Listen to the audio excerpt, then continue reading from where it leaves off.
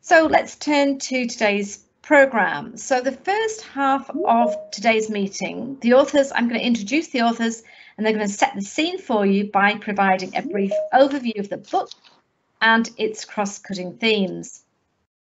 This will then be followed by a short input from our speakers.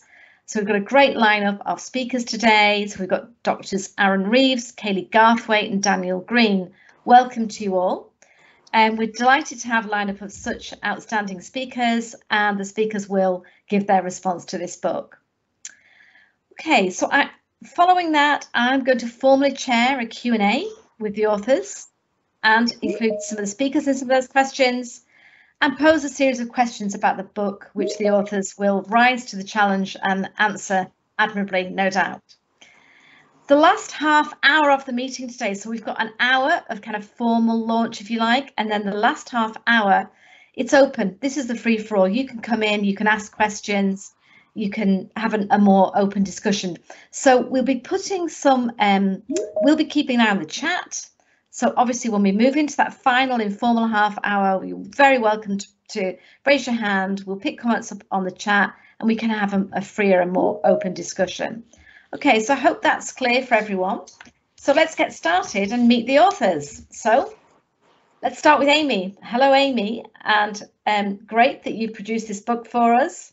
So Amy is a research fellow in the ESRC Research Centre on Micro-Social Change at the Institute for Economic and Social Research at the University of Essex. Welcome, Amy.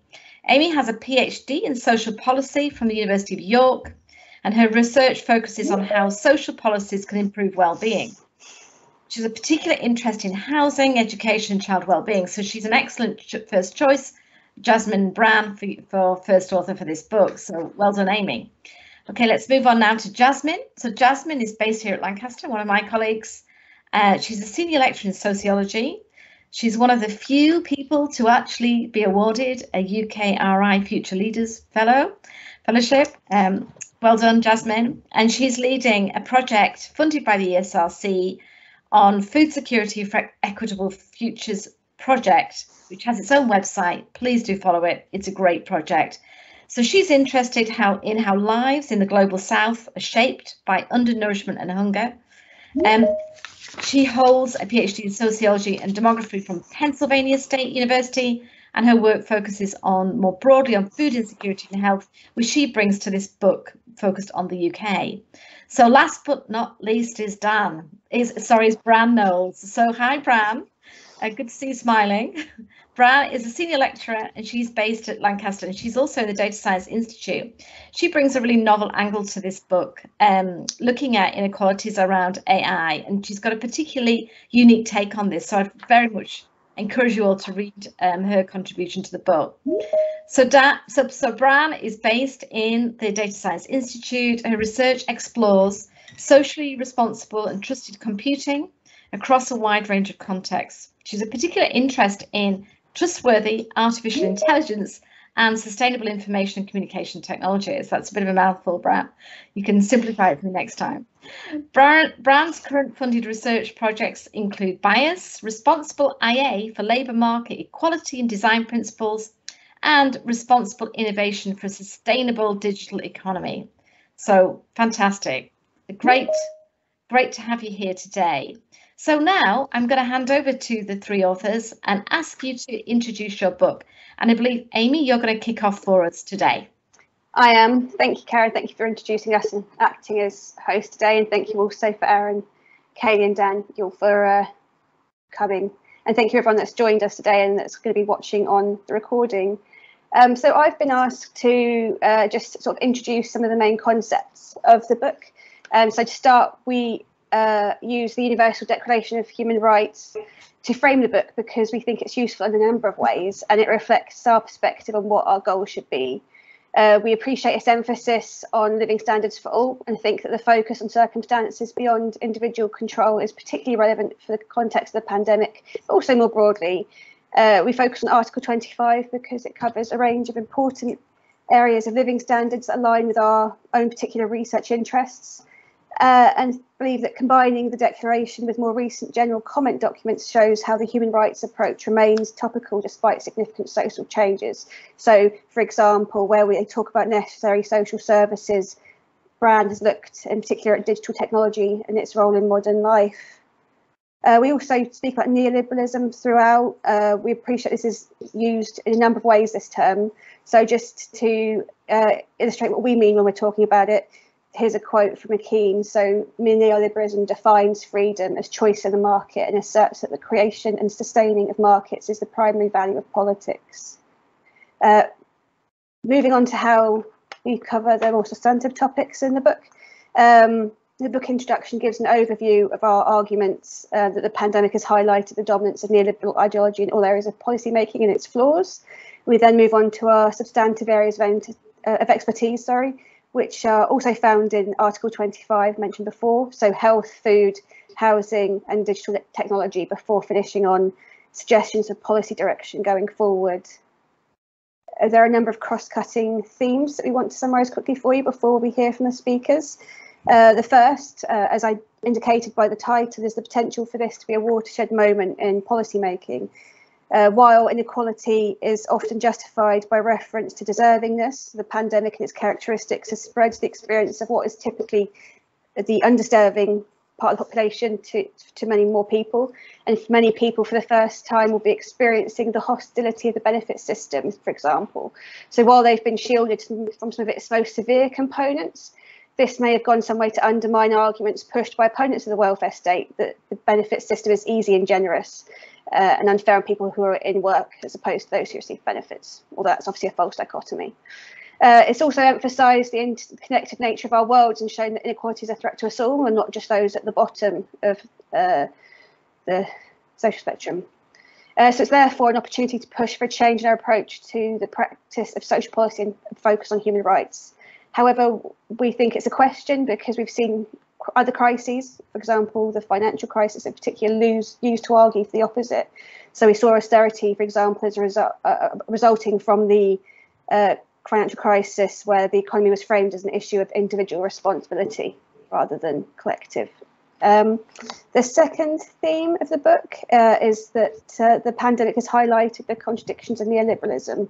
And while these contradictions are not new, we believe by making them so obvious, the pandemic has the potential to shift support for thinking about policy and support for neoliberal approaches.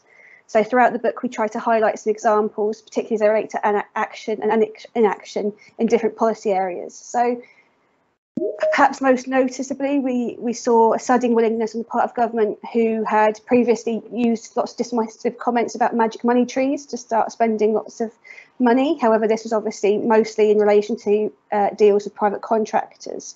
But many of these deals raised eyebrows due to the issues relating to the poor track record of the contractors, their links with politicians and their advisors, and their poor performance.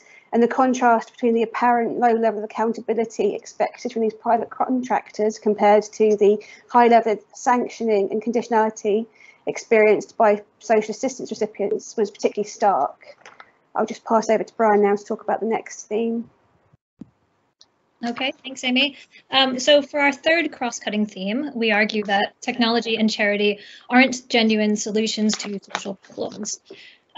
Within a wider ideology that emphasizes self-reliance and deservingness, charitable and technological efforts are usually praised, respectively, as innovation and community resilience.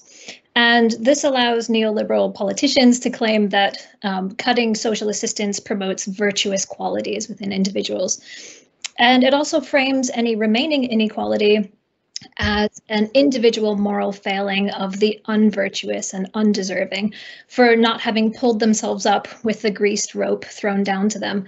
So the chapters illustrate how these so-called solutions fail to resolve the structural roots of inequalities.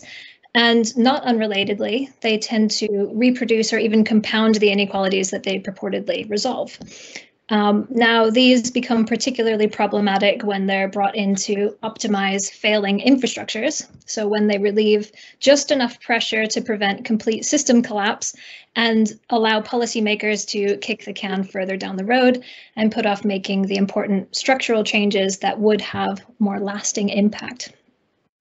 So we argue that a human rights approach requires an active state committed to undertaking the hard work of structural change to ensure, as a bare minimum, that there are no question of providing for the satisfaction of basic human needs, and ideally would go further with the aim of maximizing human thriving. Now on to Jasmine. Thank you. So our fourth cross-cutting theme is that the supremacy of economic outcomes over social and political outcomes that we've seen under neoliberalism is not only harmful, but it's also unsustainable. So under neoliberalism, free markets, not the state, are soon to provide for minimum standards of well-being. But what we've actually seen time and again is that the free market, in fact, produces inequitable outcomes to the point that it harms the many while only benefiting the very few. So our current system really relies on us to systematically devalue reproductive labor. And when I mention reproductive labor here, I'm not just talking about the labor of childbearing, which is of course included in that, but really all of the labor that goes into us ending up with a workforce that is healthy, that has the skills that we need. So caring work, keeping people healthy, caring for the elderly, reproducing. But our current system under neoliberalism only values economic productivity. So social reproduction theory, which we use quite a lot in the book, shows us that keeping ourselves healthy, reproducing, and caring for the elderly, all this reproductive labor is actually rendered untenable under neoliberalism because it's systematically devalued. And ultimately, because these vital services are not tenable, the system is rendered unsustainable. Our final theme is that the value of human life is not dependent on economic productivity. So neoliberalism really promotes capitalism's tenet that our productivity is equated to our worth in society. But this is a really harmful deservingness narrative. It essentially says that if you are suffering in our current system, it's a matter of personal responsibility. You just need to work harder and you will start to benefit from the fruits of the free market.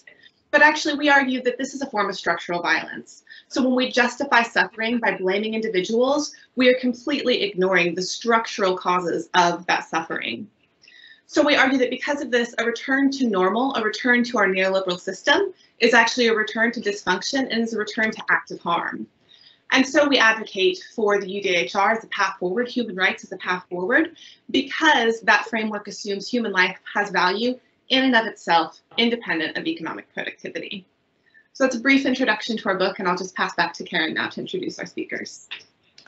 Thank you very much. So lots of challenging questions in this book, and I think to conclude, Jasmine, a request for us not to pursue how we were before, and this is an opportunity to reset and question our assumptions about the value of tech, the value of the assumptions about economic productivity. So I'm now going to introduce Aaron and hand over for a response to the book. So Aaron, welcome.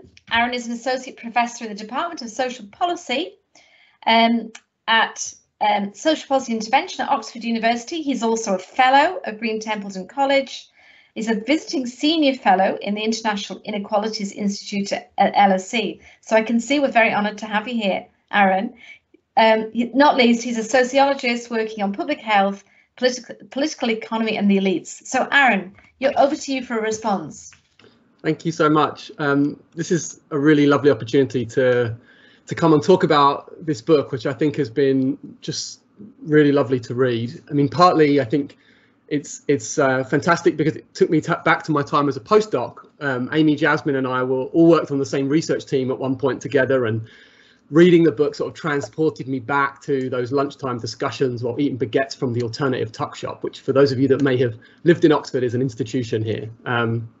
But in thinking about the book, I was reminded of Tom Stoppard's play Travesty. So in that, there's a scene in which a fictional James Joyce is in conflict with a British war official. And during an interrogation, Joyce is asked by the official, "And what did you do during the Great War?"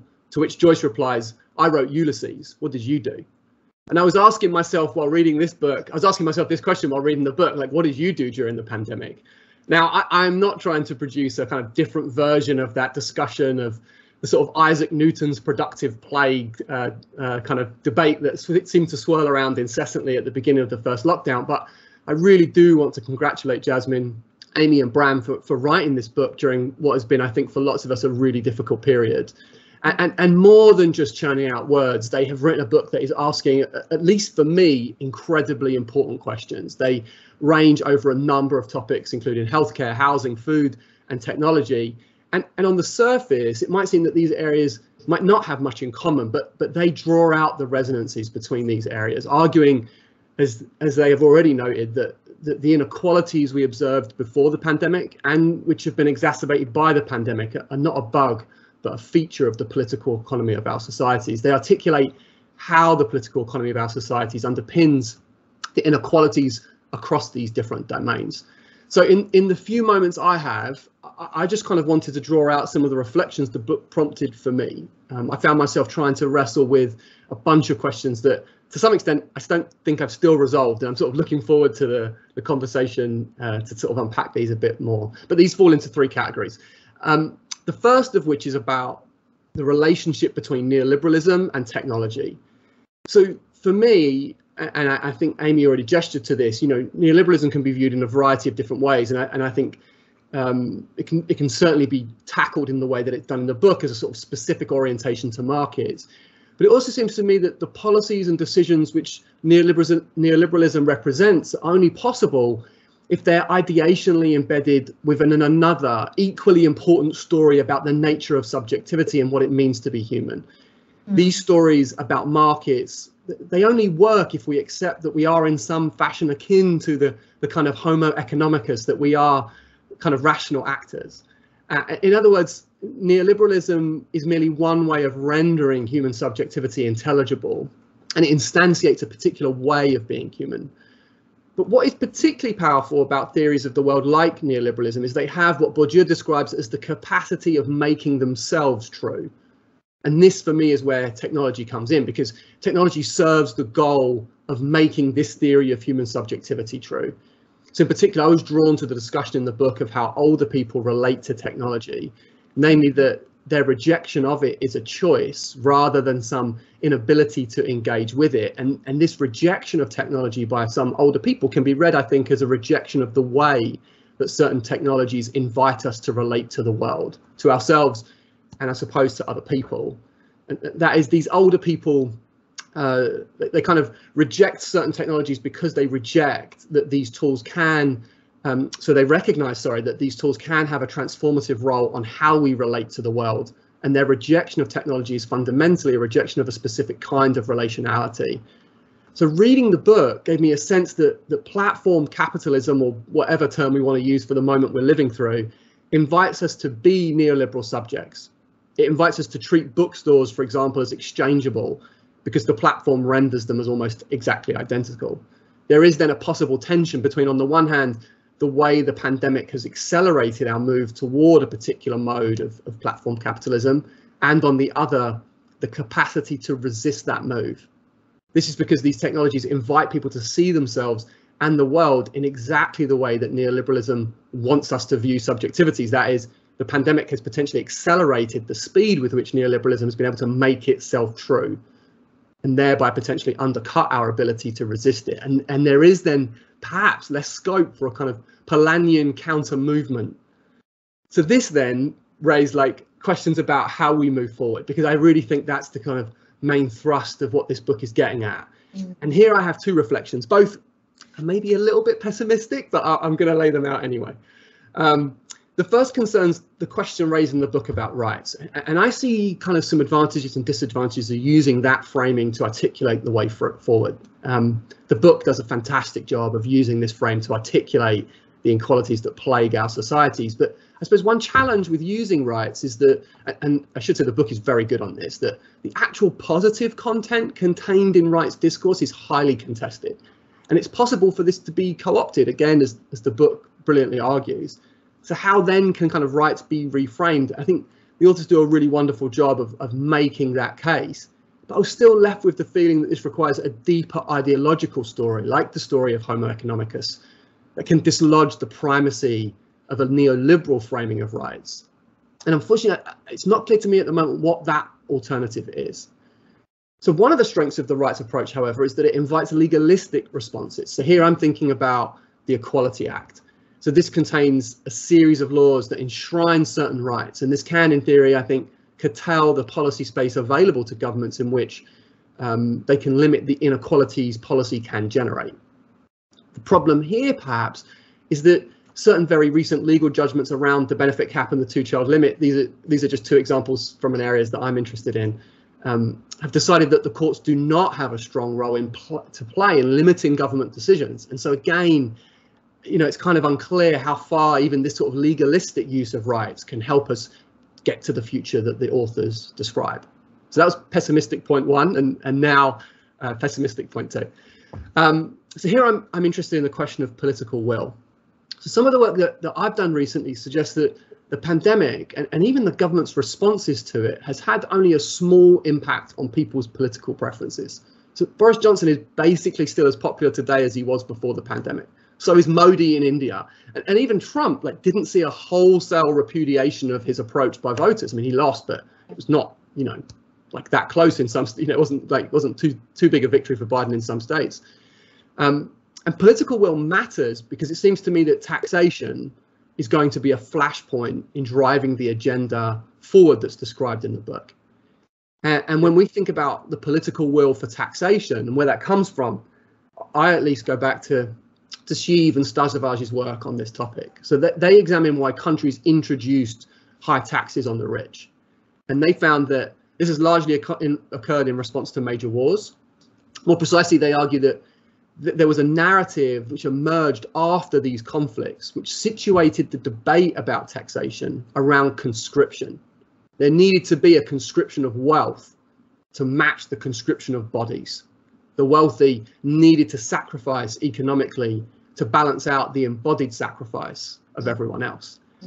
And as we've seen in recent years, the force of that collective feeling has been eroded. Tax rates, particularly for the rich, have come down. And to get to the place the book has described, I think we need to reverse that trend. But as I look at our present moment, I'm not sure I see a similar narrative working its way through the political discourse. And so again, I'm a little bit uncertain about where the political will come from to drive forward what I think are exactly the right kinds of issues that Bran and Amy and Jasmine are articulating. So maybe just in conclusion, let me kind of return to where I started. Like, congratulations again on writing this book. Like, just the sheer fact of its existence is impressive for me. But more so, I'm really grateful for the way that it posed for me just certain really important questions that I think I still needed to wrestle with and still do still do. And I'm really looking forward to further discussions, both today and in the future, about these issues, which I think have been brilliantly articulated in this kind of really concise volume. And maybe, you know, if the future allows, we might even be able to do that over a sandwich or over a drink somewhere, and that would be really nice. So I'll stop there, but thank you so much. Thank you, Aaron. That was fantastic. Had me gripped throughout. I think you left us with a really good challenge, raising the question around political will and where that's going to come from, making that rather difficult observation that the political compass hasn't shifted that much away from Boris in this country. Okay, so on that note, I'm going to hand over now to Kaylee. So Kaylee, over to you as our next speaker.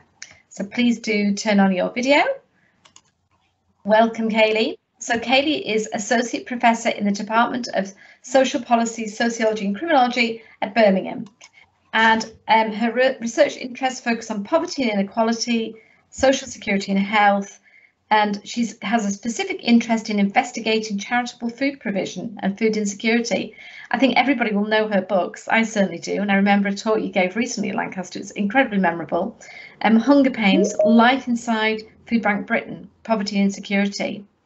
So she's co-investigator currently on the Nuffield Foundation funded project COVID Realities. And she's also a trustee of the Independent Food Aid Network. Kaylee, we're delighted to have you here. Over to you. Lovely, thank you, Karen. And yeah, thank you so much for having me at the launch of this really important and timely rapid response book launch today. It's just really great to be part of it, and I'm really looking forward to sharing some of my reflections on the book with you all today. But first of all, just echoing what Aaron said, I really wanted to say just a huge well done to Amy, Jasmine and Bran for actually managing to write this book in the middle of an ongoing pandemic. You know, writing a book isn't easy at the best of times, but it really can't have been easy while we're all still in the middle of one of the most difficult periods that we've probably all experienced. So I want to echo in what Aaron says, just commend you all for actually writing the book and bringing this together for us. So what I wanted to do in the next 10 minutes is offer some reflections from the book that resonated with me, but also offer some insights through my own work on charitable food provision in the UK, the US and Canada, as well as from the COVID Realities research programme that Karen just mentioned, which I'm co-investigator on. And really just link all this together with the key messages in this fantastic and really thought-provoking book.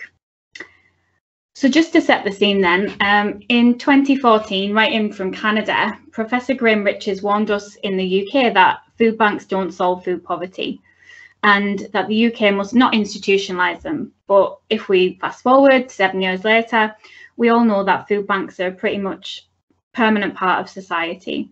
So we see collection points in supermarkets, pubs, cafes, football grounds, community centres. And we often see stories in the news of kids who've given up pocket money to donate to food banks.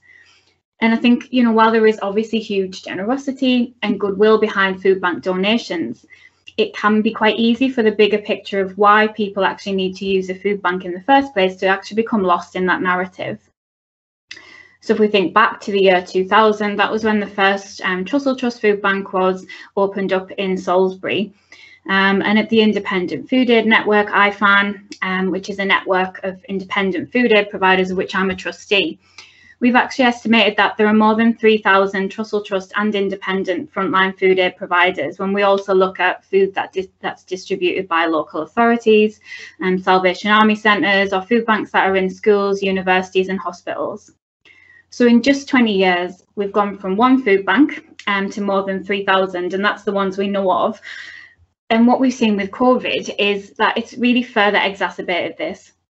So more and more charities have started providing emergency food in the past year as a response to the increased need that has been brought about by the pandemic. And so drawn on American sociologist Professor Jan Poppendiek's 1998 book Sweet Charity, Amy, Jasmine and Bran in their book have shown just really how and why we should all be concerned about food charity institutionalisation. So they write, because charities by necessity give the impression of efficiency and effectiveness to solicit donations and support their growth, institutionalisation supports the false neoliberal narrative that no one will go hungry if social assistance is pared back because charities can and should fill the gap. But focusing upon a charitable response to poverty, albeit a temporary and necessary response to meet need, is just inherently problematic. So Poppendiek has described food banks as a moral safety valve, which reduces the discomfort evoked by visible destitution in our midst by creating the illusion of effective action and offering us myriad ways of participating in it. So it creates a culture of charity that normalises destitution and legitimises personal generosity as a response to injustice rather than encouraging systemic change. So writing in the US in 1998, we can see just how relevant Jan's words are today, and that really comes out clearly through the book. So what we know is that COVID-19 has exacerbated and exposed the food injustices and inequalities felt by too many in the so-called global north. So the rapid rise of food banks and similar emergency food aid initiatives was a real central feature of 2020, and it doesn't appear to be diminishing anytime soon, unfortunately. So in the UK, independent food banks have seen absolutely unprecedented increases in need for emergency food through 2020. So the latest data from IFAN showed an 88% increase from the previous year, and the Trussell Trust reported a 47% increase across its network.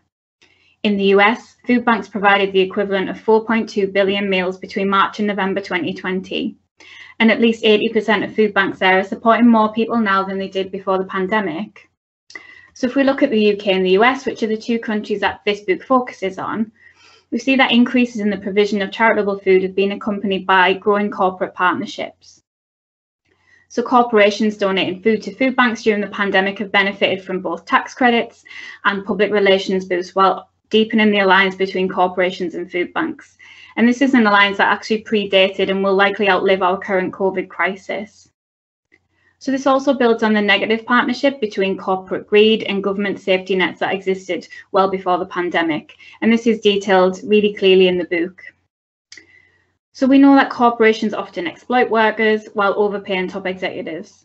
And this forces low-wage workers to rely on government programs for survival while freeing up corporate cash for donations, to which they then receive tax breaks. So in this way, these corporations are effectively creating the perfect conditions that breed and perpetuate poverty and food insecurity. So Andy Fisher, who's a long-time campaigner and author of the 2017 book Big Hunger, describes what he's termed as a hunger industrial complex, which is characterised by the ability for corporations to reduce their labour costs, benefit from tax reductions and subsidies, and all the while achieving profits and influencing agendas. So at the same time, these corporations are employing workers who often are not paid the living wage and whose rights aren't fully protected. So the pandemic's actually allowed this hunger industrial complex to flourish, as many food banks have had to scale back their efforts to think about food bank exit strategies and social justice, and instead have had to move towards a model that offers food for people who need it on a large scale, but very much in the immediate term. So since 2018, I've been a founding member of the Global Solidarity Alliance for Food, Health and Social Justice. And we're a group of non-governmental organisations, national networks, grassroots activists and academics in North America and Western Europe. And we're seeking to complement and amplify the ongoing work of other powerful grassroots networks and movements at community, national, regional and global levels, to resist and dismantle private charity and philanthropy, and instead advocate for adequate food and nutrition as a fundamental human right. So, similar to the arguments in the book, what we've argued is that it is crucial that emergency provision isn't framed as the solution to the increased need across so-called wealthy nations like the US and the UK. Emergency food is not addressing the root causes of poverty and is neither a dignified nor long-term solution. And leaving the matter to charity exacerbates poverty by allowing governments and citizens to consider the problem as being solved. And it also ignores policies and human rights, as this book so eloquently tells us. And then this then creates greater openings for the corporate capture of public policy and funding, which then further contributes to the downfall of welfare states. So as the authors of this book ask, what happens to hungry people when interest and funding wanes, but social assistance programs remain decimated? So going forward then, we need to think of alternatives. So one example of this in the UK context is the independent food aid network's Cash First project, which involves promoting a response to food insecurity principally through the co-development and circulation of Cash First referral leaflets.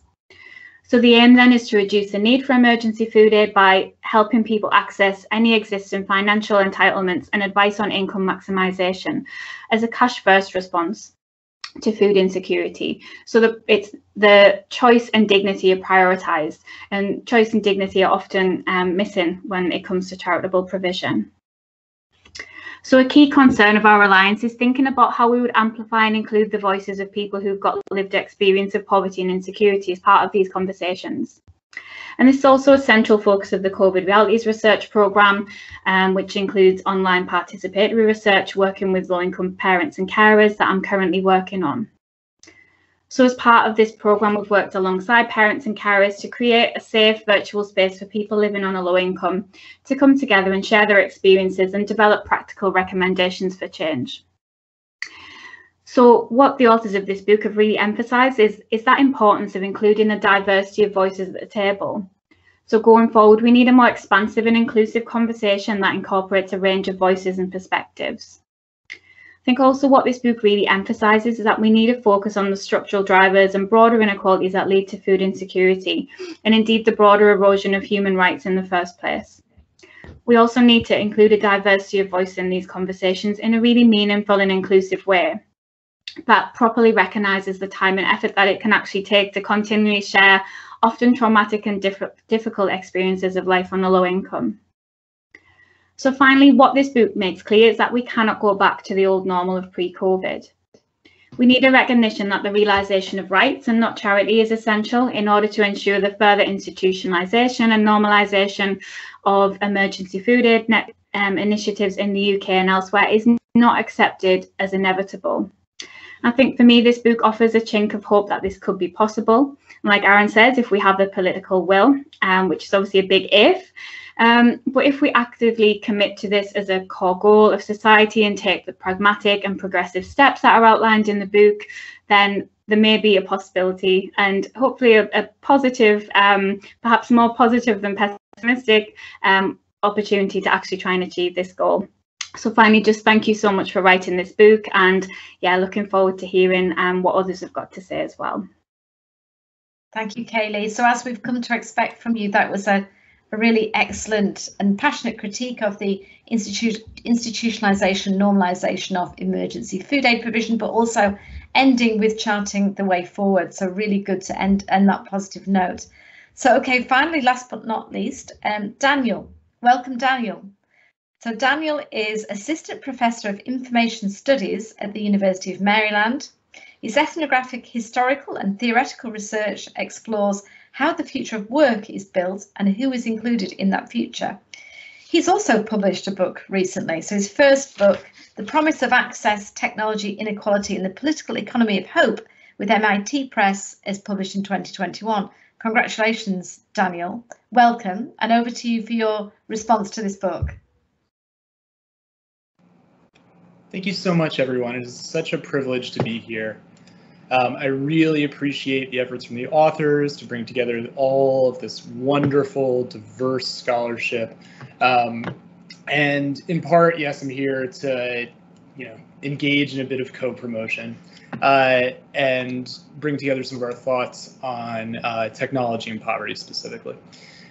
We share a lot of similar goals, albeit at a different timescale, and we share in particular a shared interest in social reproduction theory as kind of the way to do this analysis and the way to see the action that it wasn't there before. You'll also notice that I'm kind of trying to frantically recover my notes at the moment. So, what I appreciate about this book most is that it lays bare the kind of social calculus that led up to COVID and which long predated Johnson or Trump. Because, I want to flash backward to a really important moment in kind of U.S. disasters in 2005 that kind of now looks prescient. So in 2005, Hurricane Katrina utterly devastated New Orleans. Probably about 1,500 people were killed. We'll never know the true death toll. And in the wake of that, all public schools were effectively shut down in New Orleans. They've been replaced by privately managed, if publicly funded, charter schools, what you guys would call academies. Much of the social housing in New Orleans disappeared to be replaced by high-priced condominiums. It is no surprise that both those neighborhoods, most harmed by the flood and most later displaced by the gentrification that followed, were majority Black. The late Marxist geographer Neil Smith, in commenting on this kind of wreckage that followed from Hurricane Katrina, said famously, "There is no such thing as a natural disaster. In every phase and aspect of a disaster, the causes, the vulnerability, the preparedness, the results, the responses, the reconstruction, the contours of disaster, and the difference between who lives and who dies is to a greater or lesser extent a social calculus." And that was the power of this book for me, is that it showed that COVID needn't have been thus. It was not in any way a natural disaster. And that's the power of this kind of rapid response book. And the hard task is because we know that rubric was set decades ago. So it's a hard problem to undo. So with that in mind, the first question I would put forward, kind of following up from something Aaron said, is why that calculus, what the authors call neoliberal ideology, persists despite its obvious failures. Because if there was one moment that would change everything politically, this is it. But what's really changed? What pathways to change does our social reproduction perspective open up? My own book explores how this social calculus turned poverty policy into technology policy, beginning in the 1990s, in order to secure the terms of a service-focused, deindustrialized economy and to garner consent to the neoliberal project. And through a combination of political history and institutional ethnography, I show that we all became convinced we had to learn to code in order to survive, because those institutions that prepare us for the labor market or shelter us from it, schools, libraries, are themselves under assault. You know, they're delegitimized, they're defunded, they're overburdened. And so they turn to technology provision and skills training, not because teachers or librarians themselves believe that, you know, in their heart of hearts, there's a software development gig waiting for every student, but because the pursuit of those programs garners these institutions legitimacy, resources, and mission clarity. You know, we ask teachers to do 50 different jobs, but when we give them a grant for teaching kids how to code, that kind of clarifies what they're supposed to do. And the internet is not a mere resource deployed in the service of this neoliberal program. Rather, in the 1990s, it was absolutely crucial to that program becoming hegemonic. So after the collapse of capitalist profits in the 1970s, the welfare state retrenched and reformed. In the US, the prison system expanded at a rate never before seen in human history, although your guys' expansion is plenty impressive on its own. And this was done in large part to contain those who challenged this economic transition, especially Black urban rebellions, or who were rendered jobless and surplus by it. At the same time as punishment expanded into every aspect of social life for the working and workless poor, those institutions that had previously offered respite from or support for the labor market increasingly insisted that everyone should remain in the labor market at all times. So this push from welfare to workfare was premised on the idea that there was unlimited economic opportunity available to everyone. They just needed to go and get it.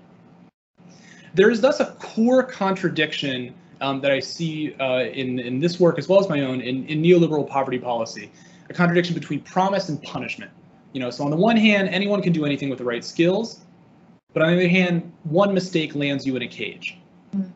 So Reagan and Thatcher were unperturbed by this. You know, they stated clearly that punishment was for a certain class of largely Black and brown people, even as whites have been the majority in our cages for, you know, forever. While the promise was for middle-class white folks, even as middle-class Black people made serious gains in labor and housing markets following the end of legal segregation. But in seeking to regain the White House after a long period in the political wilderness, and in this way I think it's quite similar to New Labor, Clinton and Gore offered a more kind of hopeful resolution to this contradiction. So in describing the digital divide as a policy problem for the newly commercialized internet, they argue that access to the internet was access to opportunity for competition. So in eliminating constraints of ability and geography, the internet connected everyone to global labor markets. This theme united all their various initiatives, from deregulating telecommunications markets to, in Clinton's word, ending welfare as we know it, in this kind of like unified expression of neoliberal hope. The welfare state made for kind of unnecessary friction in this process, and so it had to be cut back and restrained, while the carceral state triaged anyone who refused to log on and skill up. And so that needed to expand. And this in large part explains why we were so unprepared for counter-cyclical economic policy, although I do think things have improved since 2008. That sort of Keynesianism assumes that economic uncertainty is a regular threat that you need to prepare for, whereas today we approach economic uncertainty as a new terrain of opportunity, which the digitally skilled can kind of pivot through and thrive. And importantly, the problems of the digital divide were always real. You know, labor markets really have been stratified between the professions and dead-end service jobs. Internet access really has been stratified between wealthy suburbs and poor urban areas. It's just that our solutions have not been real.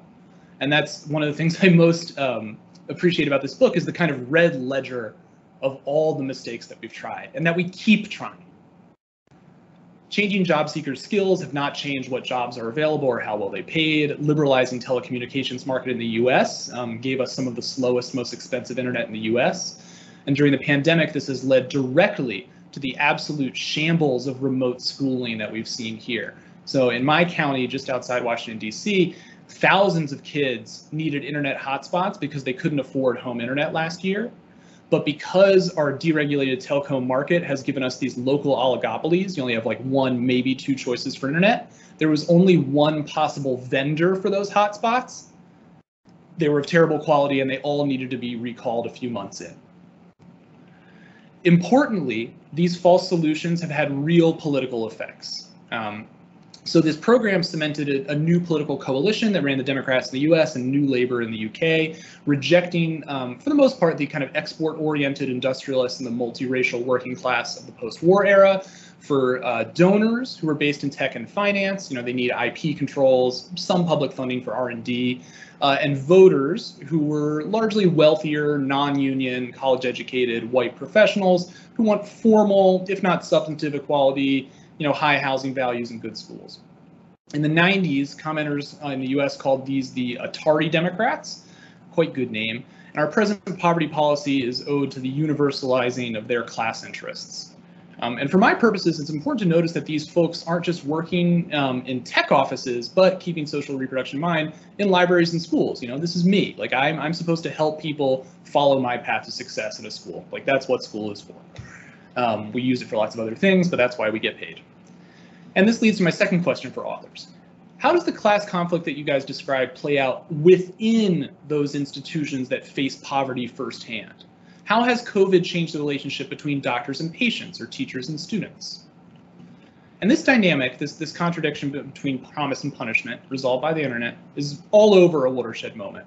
And I especially appreciated y'all's treatment of elderly people who are on, the supposed wrong side of the digital divide, people who the government can simply decide to stop assisting because they're unconnected. They're a roadblock, a stubborn remainder. In the US, the Biden administration has trumpeted a massive expansion of the child tax credit as kind of a sea change in how we face poverty. But this has run aground on the reality of years of neoliberal poverty policy, because these funds are going to be distributed by our tax collector, the IRS, because tax credits are how we do poverty policy now. You can't just give people money. But the tax man simply does not have the capacity to identify the poorest Americans who most need these funds because they don't pay taxes. So they're simply not going to get the child tax credit. And this blindness to social needs stands in stark contrast to the state's, carceral precision in finding, prosecuting, and imprisoning leaders of last year's uprising in response to George Floyd's murder, or, to an extent, this year's riot at the Capitol. I also very much appreciate the author's focus on actually existing digitization projects. And by this, I mean focusing not on the promise of projects that are, going to upgrade our institutions or connect consumers or their kind of top line statistics, but the real dynamics of service provision, how these infrastructures are embedded in existing state structures. Because we all remember in last March, there was breathless hype over all the digital solutions that Silicon Valley would give us. Indeed, from the Trump White House to municipal governments like Philadelphia, it's been clear that white guys of kind of a slick blockchain pitch have been given serious public health responsibilities that they were in no way qualified for. History warns us against this hype. The authors follow critics like Virginia Eubanks or Neil Silwin or myself in showing that actually existing digitization of public services has generally meant privatization, either in the sense of selling off those public assets to private actors or making the responsibility of enrollment, scheduling, maintenance, etc., the new responsibility of private individuals. And this leads to my third question for the authors. Are there any moments of real public sector technological success during the pandemic, or have the Luddites won this round? And I want to end by offering a kind of friendly criticism for the book and a provocation for all of us who are seeking a better world after neoliberalism. I think a Watershed moment is animated by this kind of Polanyian critique of neoliberalism as a project to separate the economy from society. And the authors seek to re-embed economy and society with a social policy to which the economy must submit. And I think this is potentially a strategic mistake. And it's born not of our ill will, but of the tendency of capitalism to create what appears to be a separate space for financial relations that we call the economy. This is a real abstraction, a compulsory fiction. Relations between men and women take the form of relationships between things. And I don't think that we defeat this abstraction and the alienation that comes with it by calling it fake. If that was true, we Marxists would have won by now. We've handed out enough newspapers. Instead, we have to recognize that the economy is always already social, and that the creation of emancipatory social relations demands an emancipatory economic project. So splitting off social policy from economic policy is to leave economic policy to our enemies. And I close by offering some questions that might help us avoid this mistake. So neoliberalism is the target of our analysis, but that is a political response to an economic crisis. The profits that funded the welfare state really disappeared in the 70s. And if, as Brennerites argue, this fall in the rate of profit has constrained welfare state policy for the last 40 years, how much room do we really have for increased tax or increased social spending?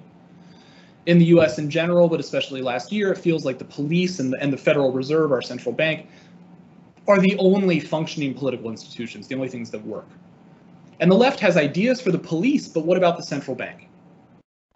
Historians like David Stein have shown that monetary policy fights over things like inflation have always been racial justice battles. So Martin Luther King's widow, Coretta, much to his left, spent most of her adult life lobbying the Federal Reserve for a nonviolent economy. Last spring, despite the bloodshed, I was genuinely excited for the promise of emancipatory monetary policy. The Fed was promising to fund cash-strapped cities or universities. We were something like $150 million in the hole. So the idea of us selling bonds to the Fed felt brilliant. And even though this plan collapsed, the sheer creativity of the Fed last year compared to itself in 2008, or frankly the EU in the same period, may be the single greatest signal that neoliberalism is faltering. Tech is so often the answer for our political problems because our zombie institutions are out of ideas.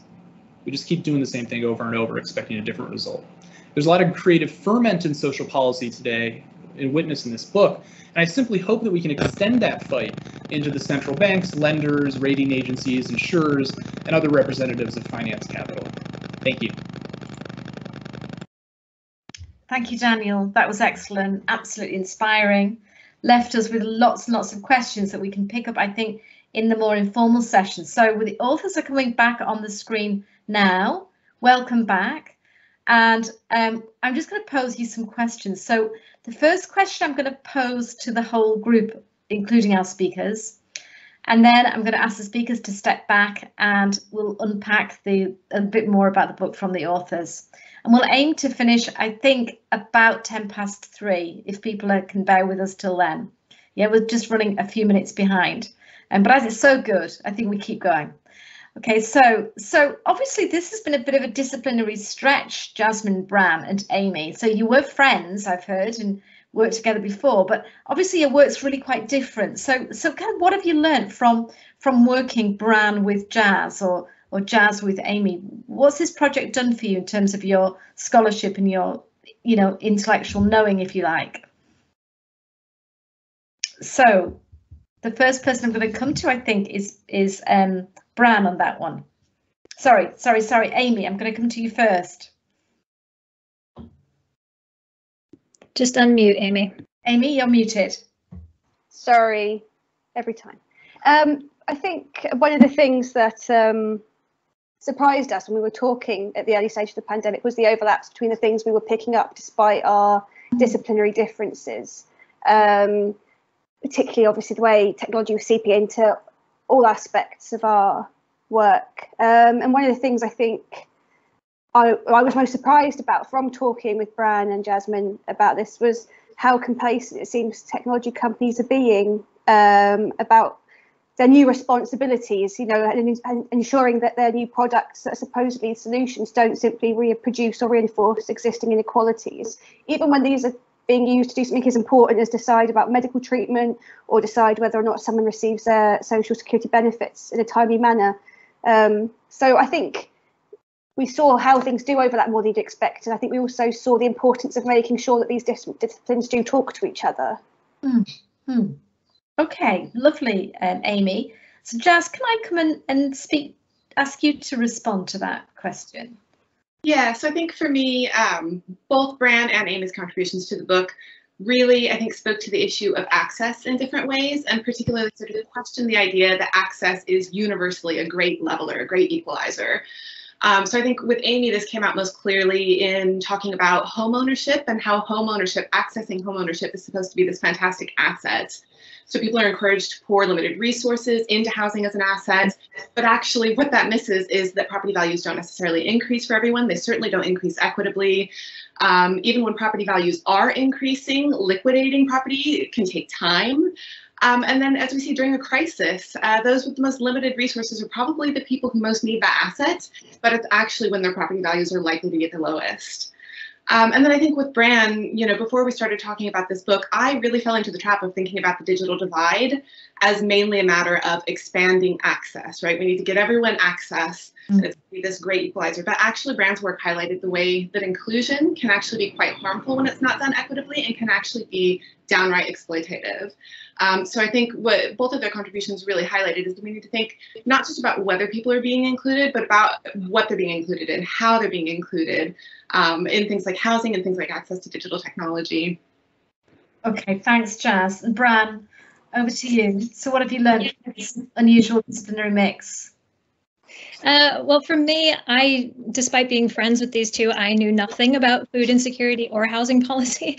And like many people who are relatively well off, I really had no sense of how precarious life is for so many people in the UK, even before COVID, right?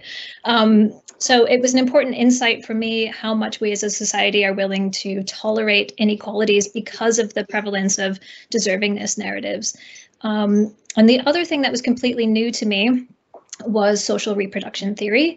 And it made a lot of pieces lock into place for my own thinking, particularly regarding the peripheralization of older adults in the digital economy. But more generally, I'd say working collaboratively has helped me understand and recognize structural violence, which has added a whole new layer to my thinking around discourses on the digital divide, but also AI fairness.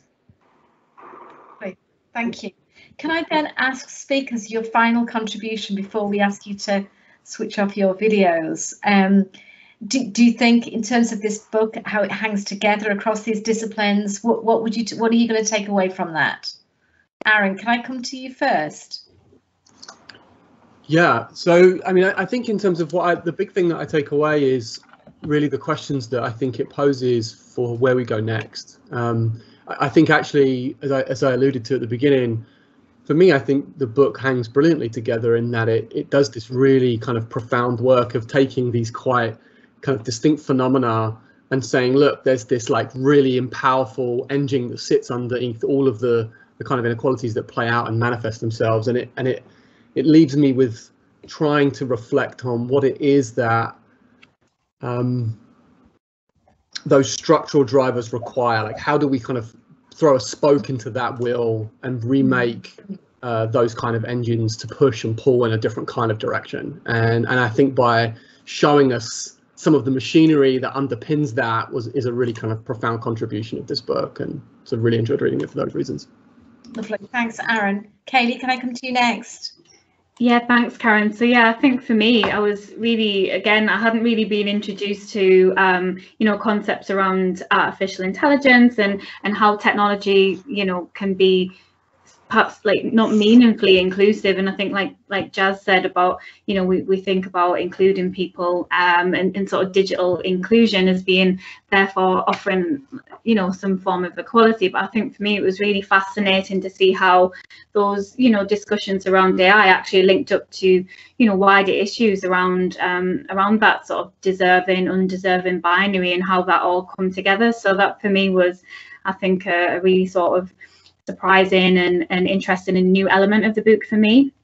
And I think as well, I was really, really glad to see that there was that focus and a light being shone on, on the issues and, problematizing this sort of increasing corporatization of charity overall. So I think for me, those were my two sort of main takeaways of this really brilliant book. Lovely, thank you, Kaylee. So Daniel, back to you again for final thoughts. Yeah, thank you all. This was really wonderful. And I think as a matter of method, I really appreciated the tech chapter which I share the most, was institutional in focus. Like, we so largely approach these issues as ones of kind of disembodied users that don't really talk to each other, but the service provision especially is always embedded in schools, libraries, hospitals, things like that. As far as the big picture, I think this book is a really great example of something I've been thinking about a lot lately, which will sound incredibly banal, but history happens in order. Like, one thing is after the other.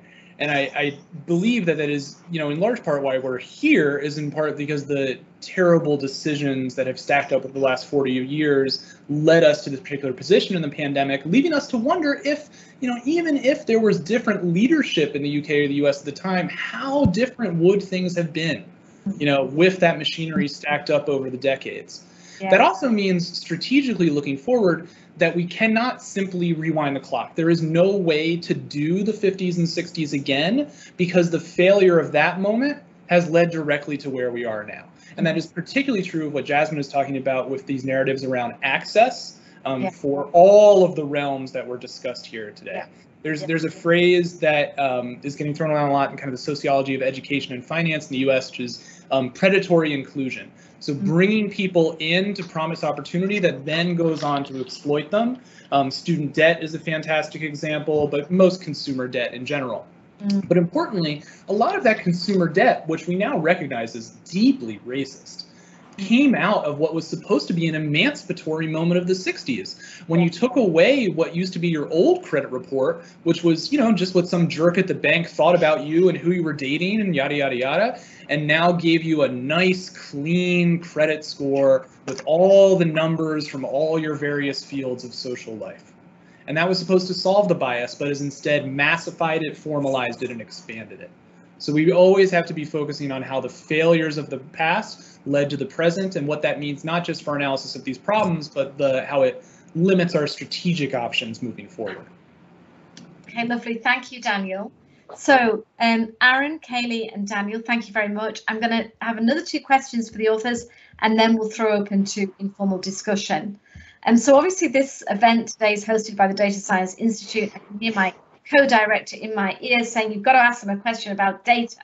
Okay, so obviously there are people here in the group who do population data science, who want to count, measure, predict inequality, etc. But how do we marry up the tensions around the need for data to inform and challenge policy, but also the way in which we've heard tech companies are using data? Where do we go? Where are we going with data next, Bran? Can I throw that to Amy? Amy, you go first. I'll sweep up at the end. Yeah. Okay. Well, obviously, I'm not part of the Data Institute, but it sounds wonderful. But so I come from a slightly different perspective. But I think one of the things that's interesting from a quantitative researcher's perspective is the divide in terms of how much data we have on different things. So it's obviously coming back to this idea of we measure what we want, what we're interested in, right? And certain things we don't measure because we don't really want to know. So, for example, Jasmine and I have in the past talked about looking at housing for asylum seekers and working on that because we understand it's a big issue. And obviously during the pandemic, we saw, for example, the asylum seekers being housed in a disused army barracks and the consequences of that for their health, not just in terms of their increased risk of contracting COVID-19, but also their mental health and their well-being. It was devastating. But there's just this lack of data for that. And that's a choice. And this lack of data reflects a choice. And it contrasts strongly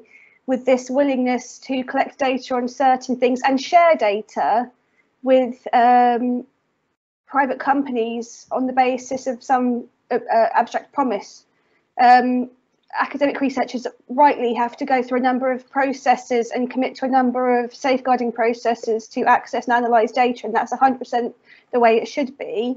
So it's interesting to see the contrast between what seems to be an absence of data, restricted use of data, and then a willingness to share quite significant private information. Mm-hmm. Thank you, Amy. Lovely. So, Jan, and add to that. Yeah. I'm going to follow up on that. So I think one of the things that strikes me that links to Amy's answer there is that political malfeasance can be supported by lack of data.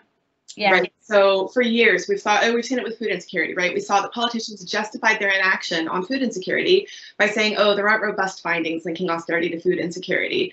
Well, number one, they were ignoring some findings that were in fact available. But number two, it was always within their power to devote resources to actually monitoring food insecurity at the national level.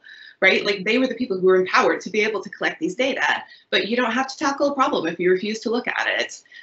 So, you know, that may sound cynical, but I think it's really important to recognize that we actually need the data in order to be able to have evidence-based policymaking. Yeah. But I also think it's really important to think about how those data are being collected, how those data are being used, because data can also be misused. And that's the thing I think we talk quite a bit about in the book as well. So we need greater transparency and greater accountability when it comes to how data are being generated and how they're being used. Lovely, thank you. So Bran, you're going to give us a final word on this? Yeah, I'll try. I mean, something to say, obviously, as you know, Karen, within the Data Science Institute at Lancaster, we have this society theme. And of course, some of what the theme does is apply data science toward contemporary social problems. Now, something that is less readily recognized as data science, but is also so important to doing data science well for the reasons that we highlight in the book, is understanding how data science and data systems are implicated in and help reproduce these social problems, even in understanding why certain problems have become problems of data systems as opposed to problems of policy. So in the book, we talk about, for example, how data systems structure societal power relations, how wealth is consolidated by those with the most computational power, and how data systems contribute to the marginalization and stigmatization of the poor. Now, not every data scientist will have the particular interdisciplinary skill set for engaging at that sort of systems level thinking, nor should they.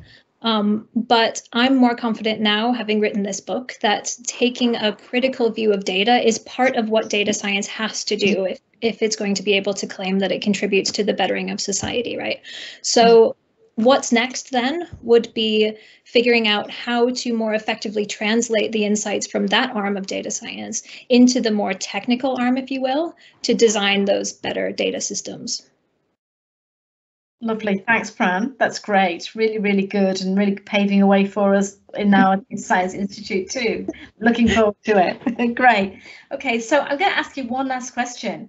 I mean, it seems you've done this book in an incredibly short space of time, and it seems like a very ambitious thing to do. You know, you've had to digest so much information, work across these disciplinary boundaries. Why would anybody want to do a rapid response? Please do illuminate. Okay, so Jazz, come on, short answer from you. Yeah, I think my short answer would be that we obviously have some rebuilding to do post-COVID. But that rebuilding is very much not guaranteed to be equitable. If history will teach us anything, it's that there's no guarantee of equity going forward. So I think we even see this in the spread of COVID itself, right? Planning is incredibly important. Government simulations showed us that a flu-like pandemic was coming. It was very likely. And instead of investing in planning for that, we actually divested in the things that we needed, which has led us to the situation that we're in now. So I think what this really highlights is that a reactive approach can be harmful, or even if, as we've seen, very deadly. So we can't wait for the pandemic to be over to start planning, or even worse, we can't just not plan at all, because that's just going to further entrench inequalities. So I think now is really the time for this conversation. You know, you're right, we wrote this book in about 6.5 weeks in the hope that it was going to get this conversation started at a time when it was necessary. Yeah, no, it's well done, Jazz. That's some going. It's really impressive. So Bran, are you going to jump in and comment on that too? I just, you know, it was really worrying to see that this collective trauma was and is being exploited to double down on neoliberal policies. And this is a form of radical social and economic engineering that will have long-lasting consequences. So from my viewpoint, looking at how this manifests in technology, you know, the rise in digital surveillance and the various new uses of artificial intelligence are incredibly difficult to unwind once they've taken hold. And they're also notoriously susceptible to mission creep, as we know. So writing rapidly, as painful as it might have been at times, was important because we as a society would need to push back before more of these solutions become entrenched as much as we possibly can. But also this radical moment of re-engineering means that this really is a battleground for the future of society.